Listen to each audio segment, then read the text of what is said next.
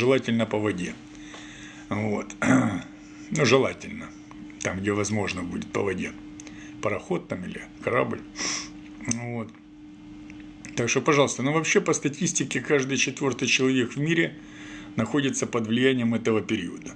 По статистике астрологической. То есть 3 знака из 12 постоянно находятся под таким влиянием. Вот недавно был Козерог, Водолей, Рыба.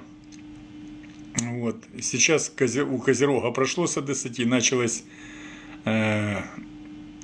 Водолей, Рыба, Овен. У Овна началось с 10. Поэтому о лунных. Это я за лунные знаки говорю.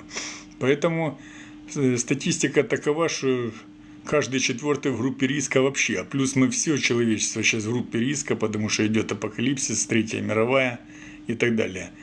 Так я Козерог, Миша пишет. Я говорю, вы лунная рыба, лунная. В Козероге у вас солнце.